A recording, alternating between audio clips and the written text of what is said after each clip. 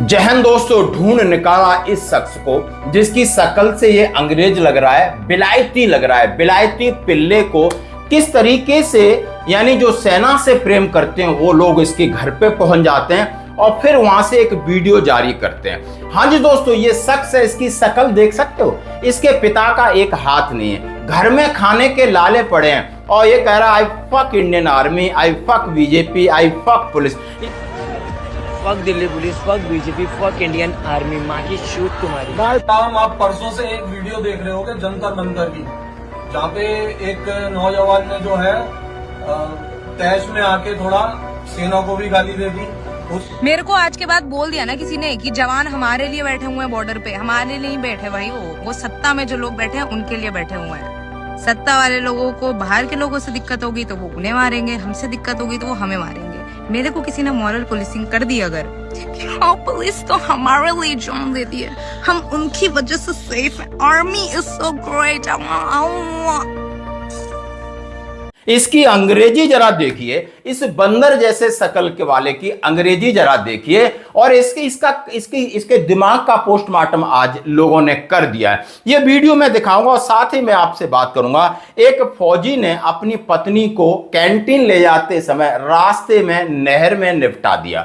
आखिर क्यों निपटा दिया? कि फौजी छुट्टी आया था और उसको किसी ने कहा, या वो जहां तक वो समझ पाया उसको शक था कि इसका हिसाब किताब और कहीं है। ये मान लो शरीर से हमारे साथ है, मन किसी के साथ है, हमारे साथ कुछ दुर्घटना होगी। लेकिन दोस्तों रिश्ते, यानी यहां बात रिश्तों की करूंगा और खासकर फौजी के साथ जब होता है हमेशा दर्द होता है। हमेशा उस स्टोरी को मैं आपके सामने लेकर आता हूं ताकि कहीं ना कहीं आने वाले कल में वो लोग जाग जाएं, चाहे वो हमारी माताएं हैं, वो बहनें हैं, बेटियां हैं जो किसी की धर्म पत्नी का रोल निभा रही हैं, या कोई माँ है जिसके बेटे फौज में, वो उस दर्द को समझ सकती है कि उनके साथ कम से कम छल मत कीजिए, क्योंकि वो बहुत जंगलों में इनोसेंट रह करके देश की सेवा कर रहे हैं। तो आइए पहले मैं कुकुरमुत्ते की बात करता हूं और वहां पर कुछ हमारे देश प्रेमी लोग वहां पहुंच जाते हैं, इसको आइडेंटिफाई करते हैं। और अभी जिन लोगों ने सेना को कहा है उनकी अब खैरियत नहीं है, ढूंढा जा रहा है। और प्रोटेस्ट में जाके प्रधानमंत्री को उनको तरह तरह की दे दी, उससे हमारा कोई मतलब नहीं है। जब से ये प्रोटेस्ट चल रहा है तब से हम लोगों का कोई मतलब नहीं है, हमारा किसी से कोई वो नहीं था, किसी से द्वेष नहीं था, किसी से कोई दुश्मनी नहीं थी। लेकिन परसों जब सेना को गाली दी गई उसके बाद से हम सभी को बुरा लगा, हमारी भी भावनाएं जो है आहत हुई है, सभी की भावनाएं आहत हुई है जितने भी खड़े हैं। और परसों से आप एक वीडियो देख रहे हो बहुत वायरल हो रही है, जिसमें एक लड़का जो है भारत की सेना को, इंडियन आर्मी को गालियां दे रहा है। आज वो लड़का हमारे साथ खड़ा है, उसके घर पे हम आए हुए हैं, ये खड़ा है आपके सामने। ये अपने किए को लेकर बहुत ज्यादा पछता रहा है।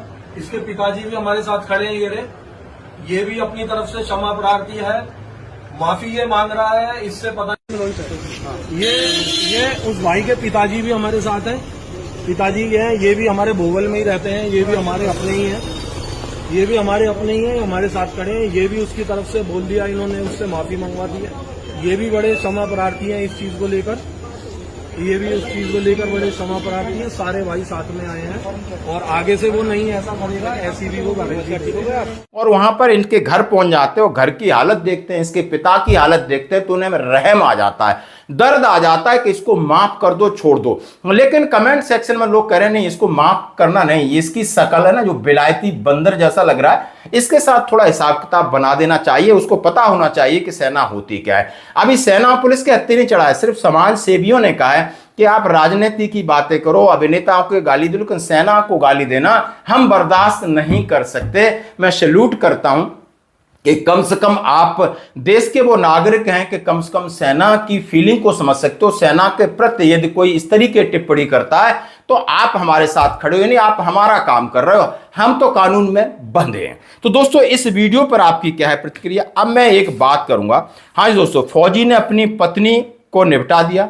एटा में कैंटीन से सामान खरीदने के बहाने रास्ते में ले जा रहा था। जम्मू में तैनात लैंस नायक ने अवैध संबंधों के शक में अपनी पत्नी को निपटा दिया।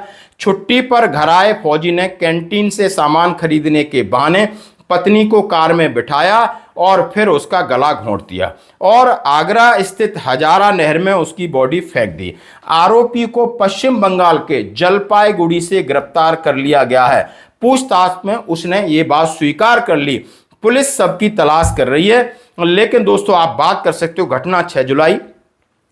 थाना प्रभारी धर्मेंद्र पवार ने बताया कि मरमा थाना क्षेत्र के हिम्मतपुर काकामई निवासी लेस नायक रमाकांत छुट्टी पर आया था। अपनी पत्नी सोनी यादव को कैंटीन में सामान खरीदने की बात कहकर घर से बाहर ले गया और रास्ते में उसको निपटाया, नहर में फेंक दिया। पति समेत जो भी उनके ऊपर एफआईआर दर्ज की गई है। लेकिन दोस्तों, बात की जाती है, यानी उन्होंने जब प्राथमिकी दर्ज की, यानी यूनिट उसकी जलपाईगुड़ी थी और पूछताछ में उसने अवैध संबंधों के पत्नी की हत्या की बात स्वीकार की है। तो दोस्तों, आप समझ सकते हो, ये इस तरह की खबरें जब आप छुट्टी आते हो, तमाम तरीके की आपके मन में रहता है कि आखिर वाइफ ऑनलाइन है, किससे बात कर रही है, कहाँ खुश है, कहाँ नहीं है। लेकिन फौजी का एक ही प्यार होता है, उसकी देश और उसके बाद शायद उसकी पत्नी। शायद मैं इसलिए बोल रहा हूं कि पहले युग में यही था कि बिल्कुल फौजी के बहुत बड़ी भावना इकट्ठा करता था। यानी छुट्टी जाना और छुट्टी आने के 6 महीने के बीच में सिर्फ और सिर्फ वो अपनी पत्नी को याद करता है, अपने बच्चों के लिए मैं क्या ले जाऊं। और यहां पर भावनाएं आहत होती हैं तो फिर जो भी होता है उसके अंजाम आप देख सकते हो। पश्चिम बंगाल और अभी एटा जेल में भेज दिया गया है। यानी बात मैं करूंगा, अब उसकी नौकरी भी चली गई, हत्या का आरोप लगा, पत्नी भी चली गई, यानी कि पूरा का पूरा परिवार तबाह हो रहा है। ये बात बहुत छोटी नहीं, ये बात सब कुछ खत्म हो गया। यानी उसकी देशभक्ति, देश प्रेम, सब कुछ, जज्बा, जुनून, लेकिन क्या अविश्वास के कारण पैदा हुआ, शक पैदा हुआ और कहीं रोका टोकी कई होगी।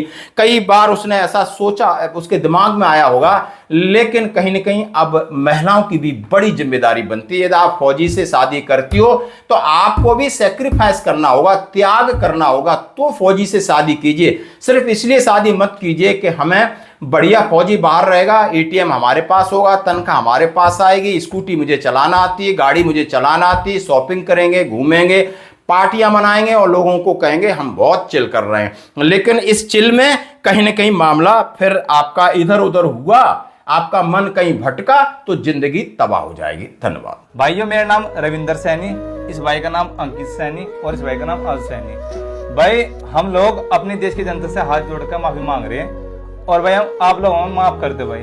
और हम माफी क्यों मांग रहे हैं भाई?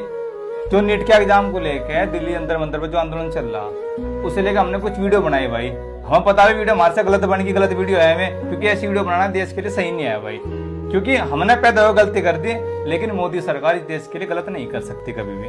हमारे पता अपना घर नहीं संभालना और मोदी सरकार तो पूरा देश संभाल ली भाई। तो हम अपनी जनता से बार बार कह रहे हैं, हमने आपकी भावनाओं को ठेस पहुंचाई वीडियो बनाकर, आप लोग हम माफ करती हूँ। और भाई आप लोगों से हमारी एक आखिरी बात यह है, हम लगातार अपनी देश की जनता को 4 साल तक सत्ते हुए आ रहे हैं और आज के बाद हम अपने अकाउंट पर कोई वीडियो नहीं डालने लगे, क्योंकि हम अपना अकाउंट बंद कर देंगे। और हमारी आपसे एक विनती हो रहा है आखिरी में बार बार कि आप लोग हमें माफ जरूर कर दो भाई, जो हमारे से गलती हुई भाई।